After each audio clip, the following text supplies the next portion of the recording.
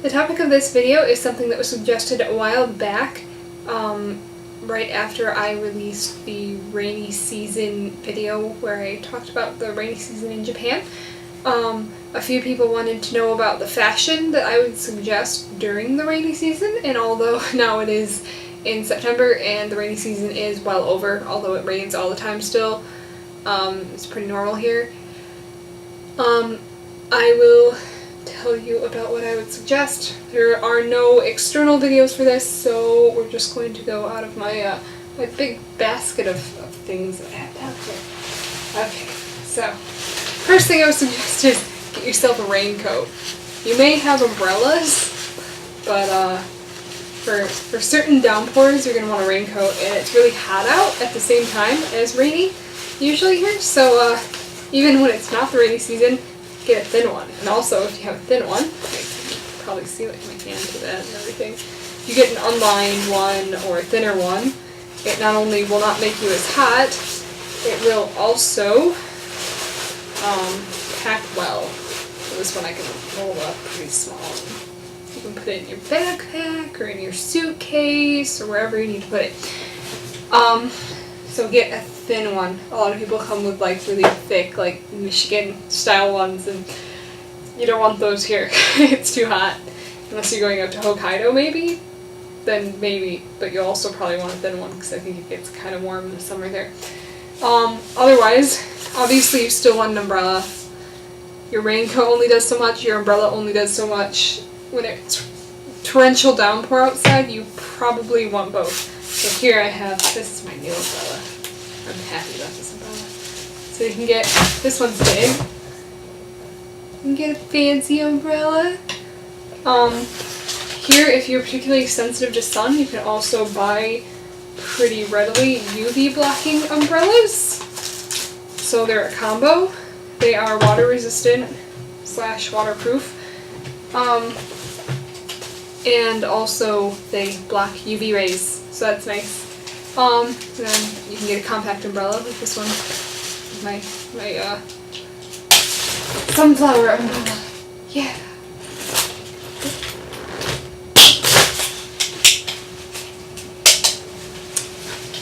And other than that, I would suggest, speaking of UV blocking, these are tights that are UV blocking, but they are also water wicking, so if you get wet, then you don't end up soaked all the time. Once you get inside, they generally will dry within 10 minutes at the most. I'd say that's if you're soaked. Like, these never have stayed wet when I've ended up in a downpour. So the final thing I would suggest for like specialty clothes, I suppose, would be getting a pair of Crocs. These are my fashion Crocs. I actually need to get a new pair because the tread's worn out, but I've had these ones for 3 years and they're just now getting worn out. So as much as I'm against traditional Crocs, these things have gotten me through so much in both Japan and America.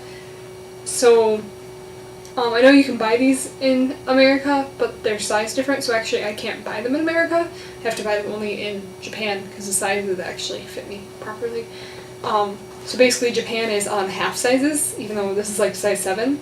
It's actually like a 7.5 back home, but they don't carry, last I checked at least, don't carry half sizes back home. So back home, if you're an exact, like 8, 9, 10, whatever, 7, then you'll probably have more luck, but my feet were very uncomfortable in the American style ones that were identical to this otherwise. Other than that, I would suggest wearing things that don't have much of a sleeve, but possibly carry a sweater to wear when you're not being rained on, because the rain can cause it to get, although it will still be warm out compared to how hot it will be when it's not raining, it seems a lot colder sometimes, and if you get cold easily, you'll probably want a sweater. And I would suggest you don't wear pants ever. By that I mean wear shorts, wear a skirt, and that's where those leggings come in handy if you need your legs to be covered. Like me and my really pale legs. So I usually cover them because they're pale and they attract a lot of attention here, being pale. It's awkward when people stare at your legs. But other than that, sometimes you just need your legs covered for biking, for example. Or let's say you're going to go hiking and it's raining a lot. Those tights are thicker, but they let in air still. So I would suggest those same ones here, the water wicking UV tights that you can also get in legging style and in like stirrup tight style. It's really popular here. So you can buy those here at most stores that carry tights. It will be pretty obvious. It'll have like a little picture of water drops, and it will say something about like ultra dry, and then it also will say something about UV protection. So even if you don't read Japanese very well and you come over here, you'll be able to figure it out, I think. Just be logical about it, because wearing bulky things in rainy weather or possibly rainy weather, or not packing your umbrella when there's, the 50-50 chance of rain, or other just random things like that. Obviously, when you think about it, if someone else is doing it, you're going to be like, yeah, that person's going to get rained on. That you're going to laugh about it and be like, well, what did you think was going to happen? But when it's you, sometimes you think like, oh, I'm going to get lucky, it's not going to rain. And then it does, and then you're miserable. So that's why I say don't wear pants, because pants touching the ground and whatnot, or being below your raincoat, so the whole bottom of your pants will get soaked. It's heavy, it's uncomfortable, it causes chafing sometimes, and you really, if you're traveling through Japan and trying to enjoy your time, you probably do not want any type of rash forming from chafing from wet pants. Other than that, that's really it for rainy season fashion. I would not suggest flip-flops.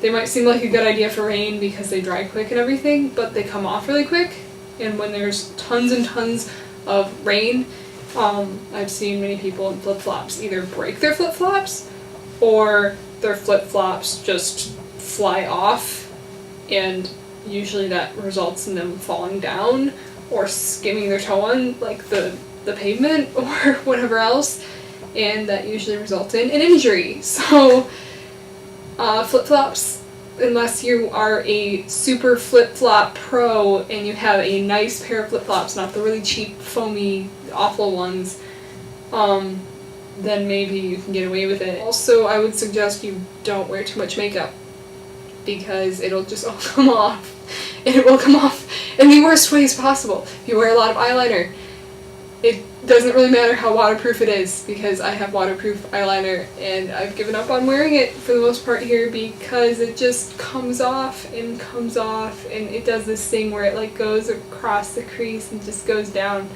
And most people I've talked to here that wear eyeliner a lot back home, they can't wear it too much here most of the year. So that's it for the rainy season fashion. I hope you enjoyed it, although maybe it was a little boring. But I hope it's also helpful for any of you planning to come to Japan during basically the rainy season, or basically any time into October. It's good stuff to have. So I will see you next time. Bye!